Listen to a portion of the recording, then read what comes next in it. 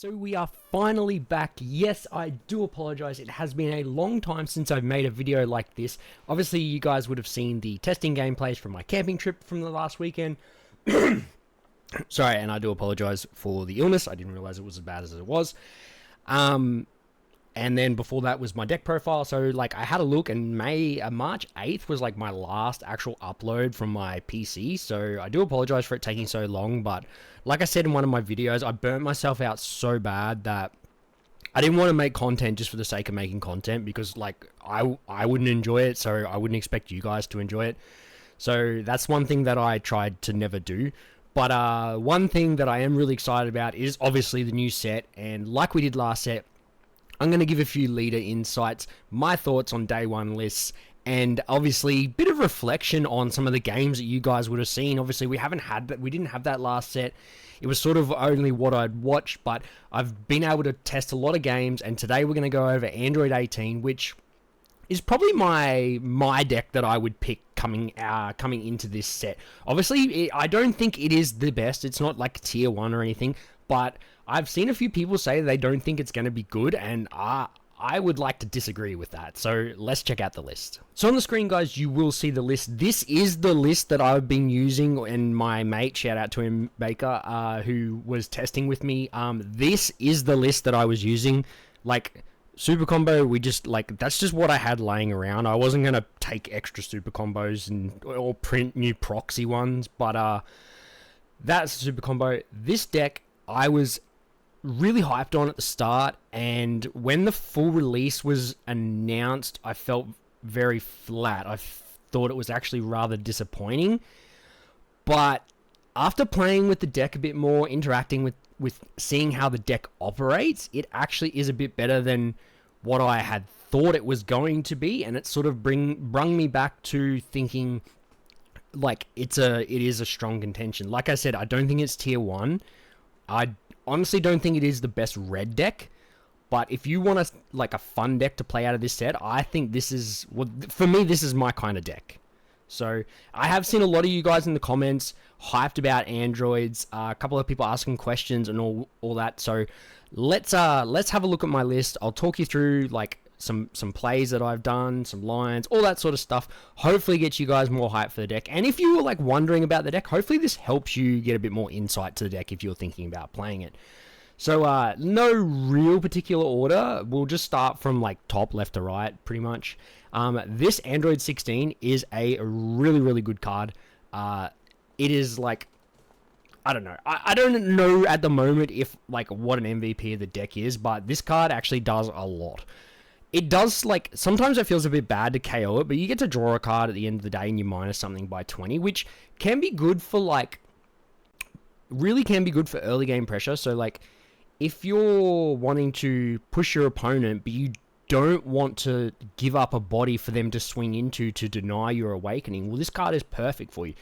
Because you can swing 20k at them, they're pretty much, like, early game, they want to take the damage.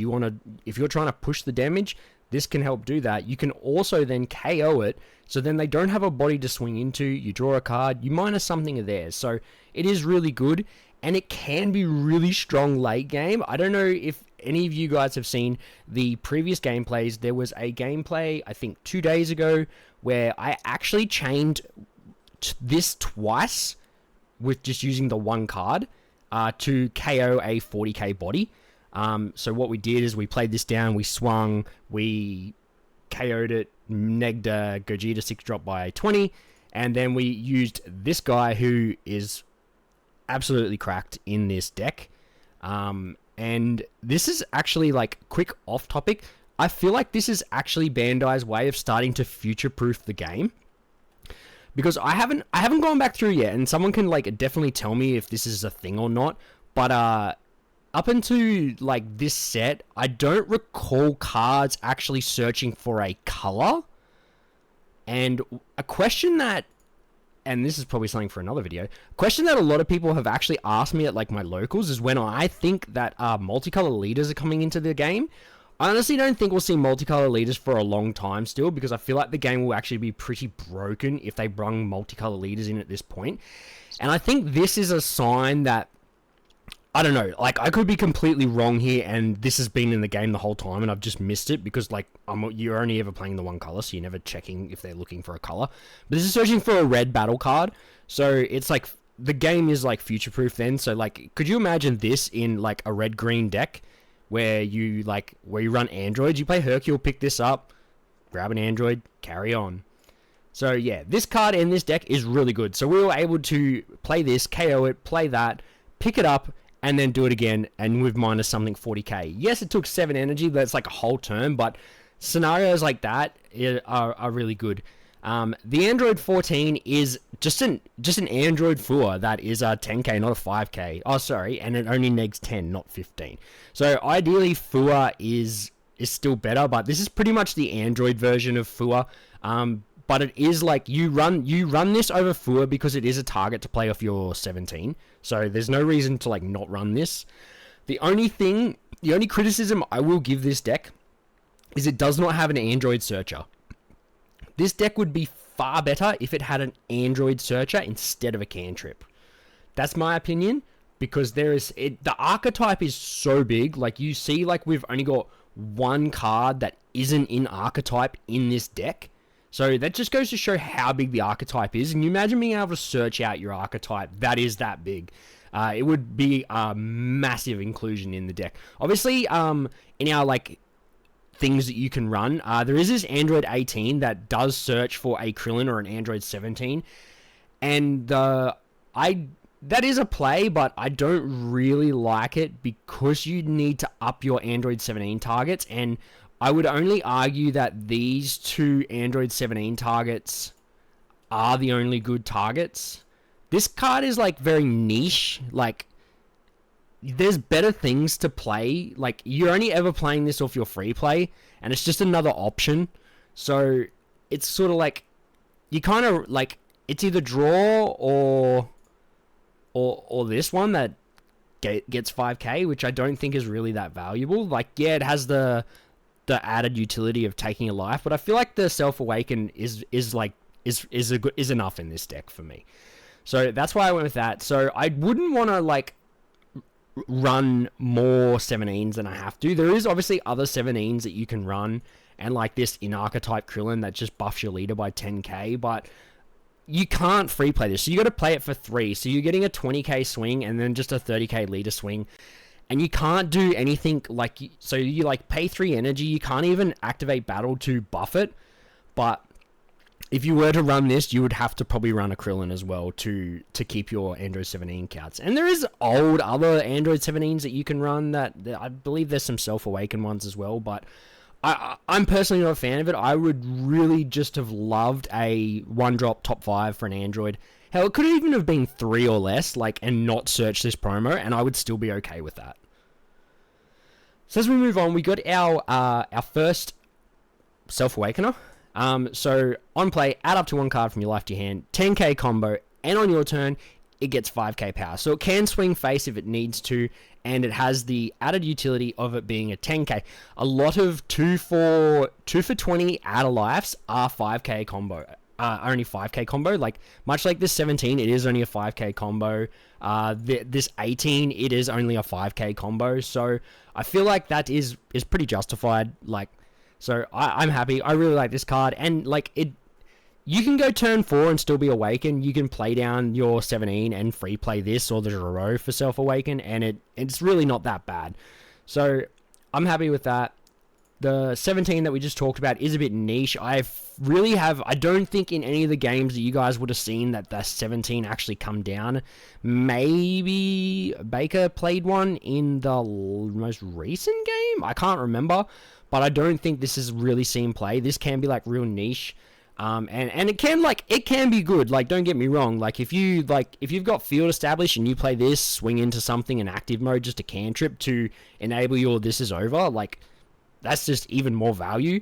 So the card's like not dead, but it's, if you're going, like, the deck wants to prioritize board control. If your opponent goes a bit wider, you generally like want to play like one of the minusing cards instead of worrying about drawing, because you want to get their bodies off the board. So that's where I'm at with it. The 1-drop cantrip, like, pretty much run a 1-drop cantrip. This Doctor, as I said, this card is pretty cracked in this deck because it can grab any battle card 3 or less.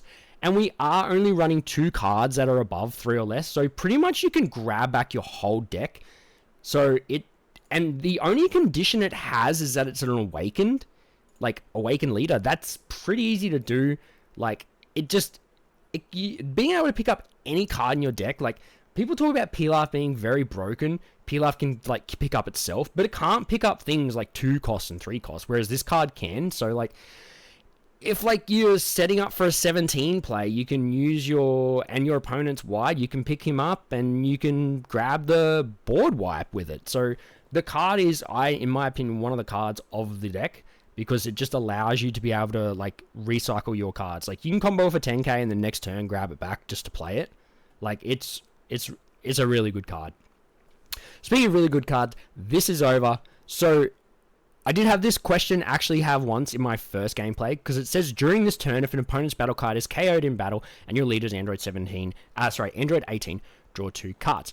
Now, I actually went and did a bit more research on this, because to me this is not like, and I think to a lot of people this is worded like you have to activate this before you KO a battle card, which it isn't the case. So upon research in the Judge Discord, I found out that this is actually a translation error, and the Japanese translation is that pretty much is worded that when you KO a battle card, you can activate it, you draw 2 cards.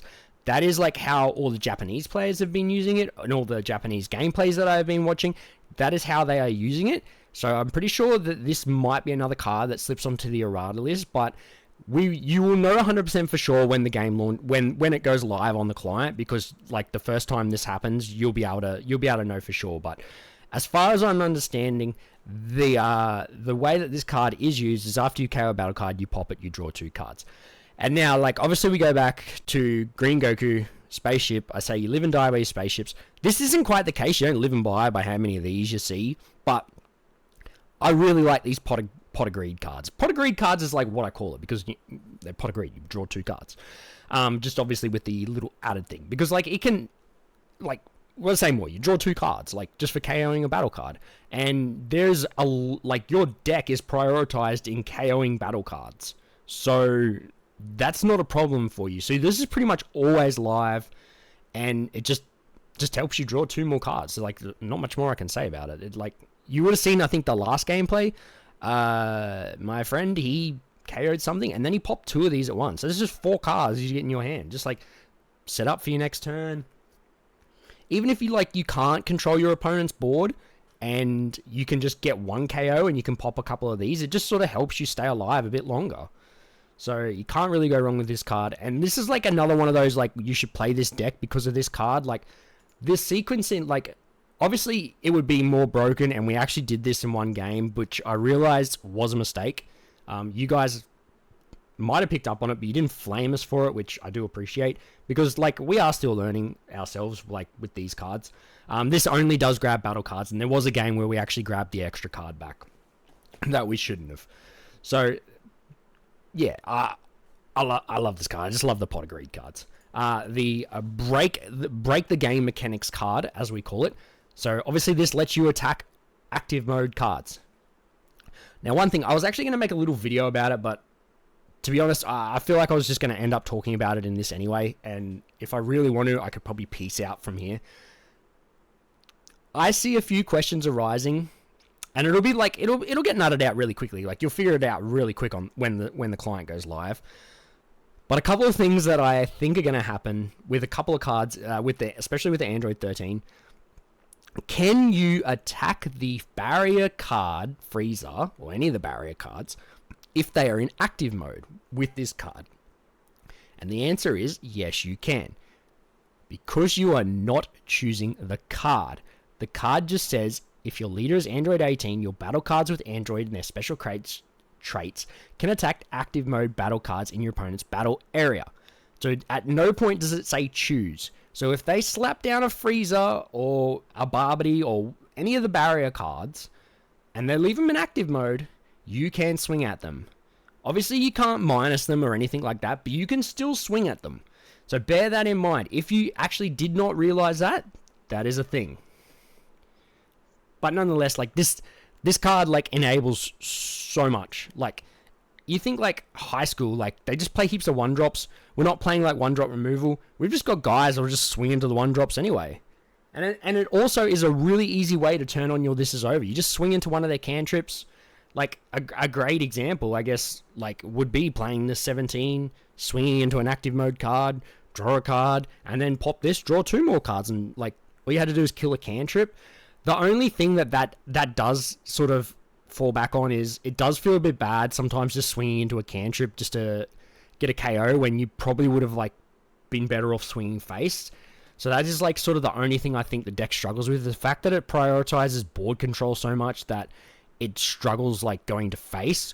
You think like a lot of red mechanics enable you to swing face and minus your opponent's stuff while you go instead of having to swing into it. So it probably can't have as much face pressure, but it just has board control to no tomorrow.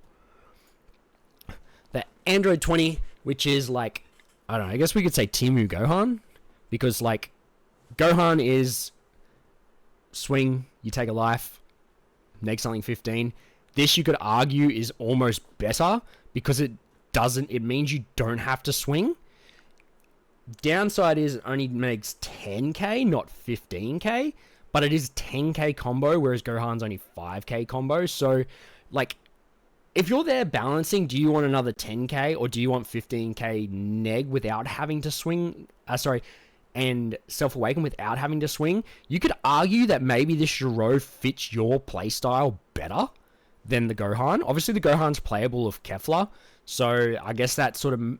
You would probably say that Gohan still nearly balances itself out, but as a 3-cost option that can neg something 10k, be a 10k combo, take a life, I think this card is actually really good.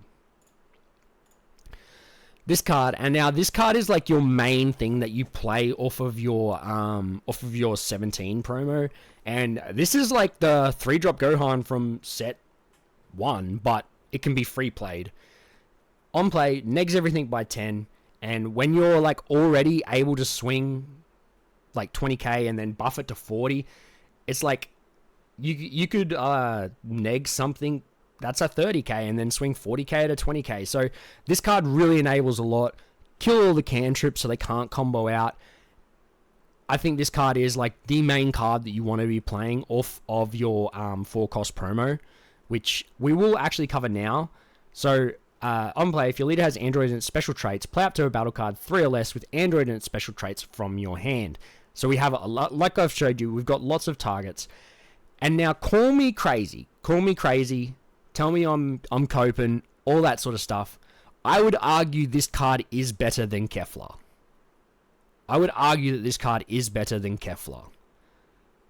Yes, Kefla drew. Yes, Kefla has 10k combo. But I feel like the card pool to play off of this is a little bit better than what Kefla had. You generally, like, when Kefla was at 4, you were generally only ever playing the Gohan or the Kefla to draw. They were, I would argue, probably the only 2 targets you were playing off Kefla. And sure, they were swinging 25s, but like, you've got 1, 2, 3, 4. If you're running more androids, so you've got like 4 viable options here that you can run. Even if you want 10k neg and you haven't got this, 5 viable options that you can play. Because you can still swing this for 30k at a battle card. So the fact is that you get to buff something by 20k as well. So these 20k bodies become 40k bodies. And they play for free off of this. And then when you KO something, and then you attack with this card, it gets 15,000. So it becomes a 40k swing. So for 4 energy, you can swing a 40k swing, ideally at face. You can swing a 20k, which buffs to a 40 at a body on the board, so you get board removal, and then you can swing face for 40k, demanding a super combo and another card. So I mean, like, I don't know. Call me crazy, like I said. Sometimes I get a bit over myself, and I think stupid things, but I think this card is better than Kefla. I also think it should have been printed in this set. but unfortunately, it is actually a Ultimate Battle promo, which I found out the other day. And it was a bit frustrating because I was actually contemplating taking this to the next regional at the end of the month, but the Ultimate Battles for these don't go live until the end of the month, so I won't actually be able to get a hold of the promo. And if I can, there's a pretty good chance it won't be legal just because of distribution, how things go. There's a good chance that if I got the card, it might not even be legal. So unfortunately, this is definitely another one of those, like I said with Green Goku, I probably wouldn't play this deck if I don't have this promo. Because if you take away this promo, 3 energy for a 25k swing, for a 20k swing, sure it'd be 40, but where are you getting the pressure to kill your opponent outside of, like, you'd have to play a bigger top end, I would argue, if you wanted to make this deck work. So for that reason, I honestly would not play this deck if I don't have this promo. You can, by all means, give it a crack. Like, I'm not gonna, like, say you're an idiot for doing it, but I would definitely recommend getting this promo before playing the deck, because I think it just takes the deck to the next level. And now we get on to this Fusion 13, and like, this card is crazy good. At first I thought it was like a little bit yeah, okay, board clears, but I suppose the one thing that you do forget sometimes is that you do get a 50, if like you KO your opponent's stuff, or even if you don't want to KO your opponent's stuff because it's already been KO'd by other cards or whatever, you just get a 55k swing at face for 5 energy. Like, that's not bad. Sorry. You can't really go wrong with it. It does, however, have a weakness, and it can be like a good and a bad weakness. You guys probably would have seen it in the games that I've put up. You generally are kind of stuck at what to swing at first, what to use your activate battle on, because if you choose wrong, your opponent can get out with 3 cards, and that just shuts down the card completely. Like, if you just combo out a 1 attack, especially if it's like the first one, it just shuts the card down, and I think it just ends up being a waste. A lot of the time, yeah, it will get like, you know, a super and 2 cards out of your opponent's hand, which, if they've got a low hand size, can like come back to bite them on the ass, but it's kind of like a necessary evil. You just sort of sacrifice a bit of your hand size to avoid this having to remove your board.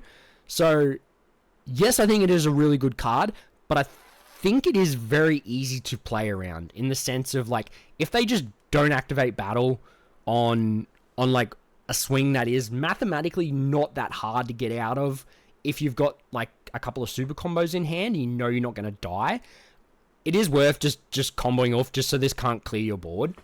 So yeah, but outside of that, even just a 55k swing to face is really rough. And if this thing does run rampant and just removes your board, your whole board's gone and you're still looking at a 55k swing, which is pretty crazy. And for an SR, it actually, like, for a boss monster XR, it actually has combo power, which does actually become pretty relevant. Like, if people think, like, the 5-cost Vegito SCR having 5k combo, how highly people rated that solely on the fact that it had combo power. So this having combo power is really good. But yeah, I actually think this is going to be really, really tough in Jiren. I think Jiren is actually going to really like this card, and it probably makes Jiren that little bit scarier. But speaking of Jiren, there is a few little interactions with this card that you might come across. And the first one actually being with Jiren. So, Jiren, we all know, has a ability that can't be KO'd once per turn.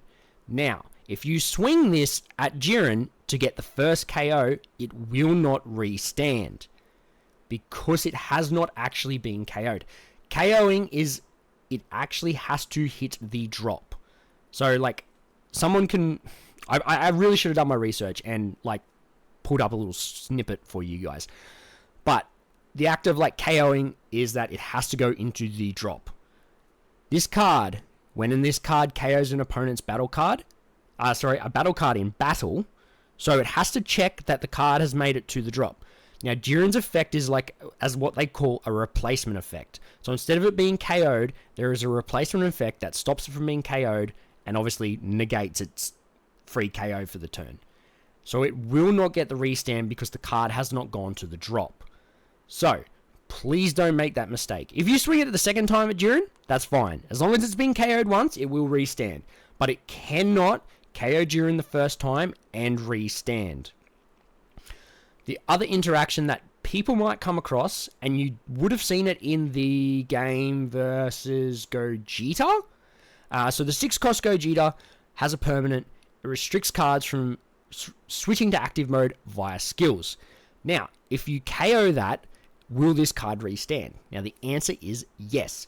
So soon as the battle card leaves the battle area with its permanent, the permanent is no longer active. This auto will trigger. This auto will trigger to check the card that it is in the drop, which it will be. The permanent is no longer active, so the card will restand. Wow, I really had a tough time explaining that. I hope that helped you guys, because that was tougher to explain than I thought it was going to be. But nonetheless, just know those few little interactions, because I feel like we're going to see those interactions day one. And of course, finally, I've got 2 SCRs because I feel like the deck for 6 energy, you can try and KO the board, swing 55k face, and then pay 1 to draw 2 cards. I honestly feel like in this deck, that is a much better option than slamming SCR. There is definitely worlds where you need to buy essentially an extra life with your free negate. So there is scenarios where you do generally just want to play this, and I believe there's been games where we used them both times. So this card is still very good in this deck. It'll be good in any red deck, but you're not planning to stay high life, slow like red has started to veer towards, and then just slam these after each other. You sort of want to do a bit of everything with this deck. So that's why I'm playing it at 2. If you really want to, you could bump it up. You could even cut it out if you wanted to and put a double striker in. One card that I actually have left off this that I actually thought wouldn't be such a bad option in this deck, because you are very strong on board removal, is you could probably play a couple copies of the 4-cost SCR from set 1 that when it KOs a battle card, it deals your opponent a damage. Because you are really focused on KOing your opponent's cards, you can swing at your opponent's active cards, and you can use the 4-cost SCR to swing it at another one of their battle cards and just deal them a damage.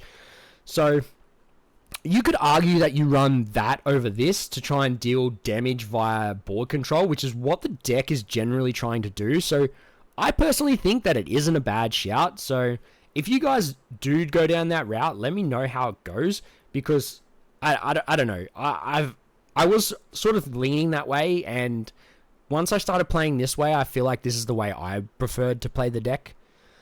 So we'll go into we've spoken a little bit about the little sides, and we haven't really got too many options. I couldn't think of too many others. There's probably a heap of androids I could have thrown in, but you can never really turn away the Whis. The deck generally doesn't have a lot of you're probably more often using this to draw 2 cards instead of playing a cantrip. So you could probably argue you play Whis over a cantrip, or you cut your ratios around to squeeze a couple of Whis in just for removing the cantrips instead of having to swing into them in active mode, stuff like that. Like we said, the Android 18 searcher, that's solely up to you. Yes, it is another 10k, and it can be good for finding 10ks but I think the deck generally has a lot of 10ks. We got 4, 8, 12, 14, 6. We got 18 10ks, so I don't think you're really worried about having to search for 10ks. Another card you can play is this Android 18, and this card is good for Self-Awakening, but the one thing that this card is, let's start that again. The one thing about this card, it is not a optional take a life. It is add 1 card. So if you want to play this off of the 17, you have to sacrifice a life. So you really only get probably turn 4 to play it off it for free, because sometimes you're just not awakened. Outside of that, playing it turn 2, maybe turn 3 to get self-awakened, the card is kind of dead, and it is another one of those just 5k combos. So I don't know. For me, it's probably not the card, because I want to be able to utilize my whole deck, not just sort of I'd probably be better off playing this Android 17 instead, where it is the option to take a life.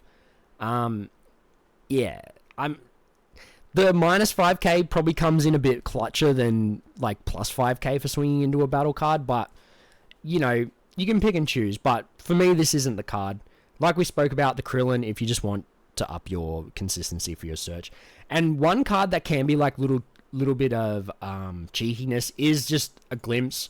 You probably don't ever really have the energy open for this, but if you do want to, obviously you can recover pretty much your whole deck at the moment, but if you need to recover a 17 for whatever reason, the only card that I can think of that will grab it is Glimpse, and it is kind of very niche. As you can see, we only really have 130k, and this doesn't last forever. It's only for the battle, so it is a very sort of... I feel like it's very niche if you wanted to, but if you wanted a way to recover your Android 17s as well, to have more recovery built into your deck, Glimpses is like my suggestion for that. So that'll be the end of today's video, guys, and I want to give a massive shout out to everyone that's been hitting the subscribe button lately. Over the past 30 days, I've gone up about 26 or 27 subs, which for me is absolutely crazy. That's nearly 10% growth for me in the last month. So, and the other shout out I wanted to give is to everyone that's been smashing the like button. My deck profile from the Green Goku actually was my most liked video ever. Can't thank you guys enough for the support.